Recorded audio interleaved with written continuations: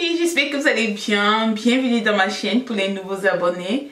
Et je remercie tous les anciens abonnés. Je vous remercie tous pour votre soutien, pour tout ce que vous faites pour moi. Avant de commencer, j'espère que tout va bien de votre côté, que vous avez la paix, l'harmonie, le bien-être, la paix intérieure. Alors mes collations, aujourd'hui je reviens avec cette nouvelle vidéo. En fait, c'est une vidéo dont je n'avais pas vraiment programmé faire cette semaine, vu que j'avais d'autres vidéos en tête, mais bon. Cette histoire m'a semblé un peu urgent et du coup j'ai décidé de... C'est mouillé là. Et du coup j'ai décidé de la partager avec vous. Voilà. Il y a quelques jours, je reçois le message d'une fille, un commentaire, qui me dit à moi, est-ce que je peux te parler en privé? Je lui dis, bon, il n'y a pas de problème. Elle me demande, c'est quoi ton... Où est-ce que je peux parler avec toi? J'ai dit, ben bon, tu peux parler avec moi, que ce soit sur Facebook ou bien sur Instagram, même sur comment on dit ça, mon email, ok? Mon adresse email. Pour moi, c'est normal, c'est tout le temps comme ça. Il y a toujours les gens qui me demandent comment est-ce que je peux te joindre et tout. Alors, il y a 2 jours, j'ouvre mon email et je trouve un message. J'ai dit, oh my god, je n'avais pas de réponse. L'histoire, en fait, elle est plus forte que moi. Vous savez, je ne sais pas tout. Je ne suis pas celle-là qui sait tout. Mais j'ai demandé à la fille, j'ai dit, écoute ma chérie, ton histoire, moi, je ne peux pas te mentir. Je ne peux pas vraiment te répondre. Comme moi, j'ai toujours l'habitude de dire, il faut vivre quelque chose avant de conseiller quelqu'un. Tu as quand même pris ton temps pour m'envoyer ton histoire et tout, pour me raconter ton histoire. Et ça serait pas gentil de ma part que je ne puisse pas t'aider. Est-ce que tu aimerais que je partage ton histoire avec les abonnés? Personne ne saura qui tu es. Et donc, du coup, elle m'a dit oui, que vraiment, ça lui ferait plaisir parce que franchement, elle vit cette situation-là et elle ne sait plus quoi faire. Donc sans plus tarder mes corazones, je vais vous lire l'histoire de cette jeune dame. Allons-y. C'est là. Et puis c'est là. Besoin d'aide. Bonjour amour, j'espère que ta famille et toi allez bien. J'ai pris le temps de t'observer car je te suis depuis à peu près 2 ans. Donc aujourd'hui, j'ai décidé de t'écrire, de décharger un peu ce fardeau que je porte, espérant trouver en toi des réponses à mes questions ou tout simplement des conseils d'une sœur vu que je ne peux me confier à personne. Je suis une jeune femme mariée âgée de 33 ans, originaire du Mali. Mes parents me donnent en mariage chez un homme plus âgé que moi de 20 ans. J'avais 19 ans. Nous avons 2 enfants, 2 magnifiques garçons, 9 ans et 6 ans. Mon époux, je ne l'ai jamais aimé, mais selon les traditions, je ne pouvais refuser de l'épouser.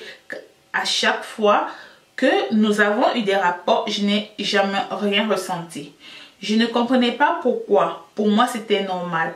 Cela fait environ 4 ans que j'ai rencontré une fille dans un bus commun. Nous avons échangé normalement dans le bus. Vu qu'elle était assise près de moi, au moment de descendre du bus, je lui passe mon numéro. Vu qu'elle était super gentille et drôle, elle me fait comprendre qu'elle est lesbienne et qu'elle est amoureuse de moi. Ok, je continue. Si j'aimerais toujours, et elle me demande si j'aimerais toujours qu'elle m'appelle, je lui ai dit sans problème.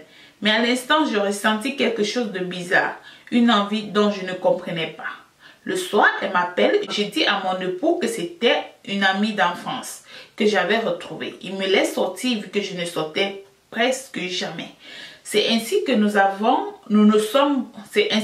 nous voyons de temps en temps, jusqu'au jour où elle m'invite chez elle et m'embrasse. Je n'avais jamais ressenti ce genre de désir. Mais sans savoir pourquoi je pris la fuite, je n'ai plus jamais décroché son appel, mais c'est comme si elle avait déclenché un truc en moi. Je suis attirée par des femmes, maintenant je ne sais quoi faire. Je vis une vie qui n'est pas la mienne. Mon époux est trop gentil et attentionné, mais je ne l'aime pas. Que dois-je faire à mort? S'il te plaît, j'ai besoin des conseils. Je suis renfermée en moi-même. Vais-je finir ma vie comme ça? J'ai envie de coucher avec une femme. Mais j'ai peur de commettre une bêtise. Que dois-je faire? J'ai besoin de réponse, s'il te plaît, car ce sentiment est plus fort que moi. Je t'en prie, n'ignore pas ce mail. C'est important pour moi, je t'en supplie. Merci pour ton attention. Sois béni. J'ai besoin de boire mon thé. Mon thé.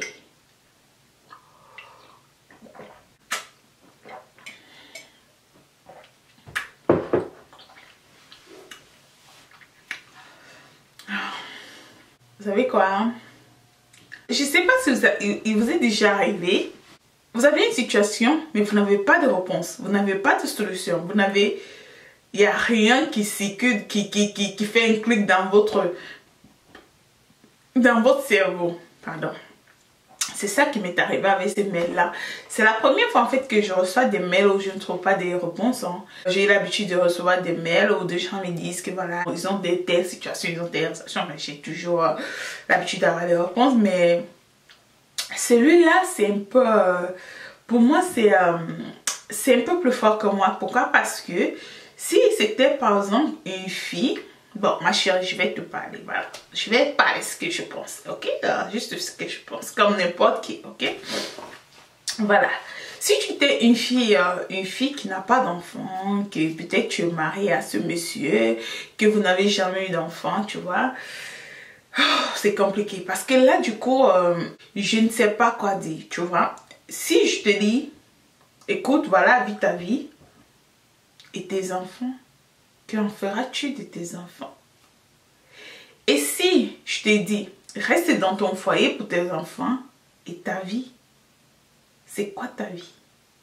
Alors, moi, personnellement, j'ai l'habitude de dire que ma vie avant tout.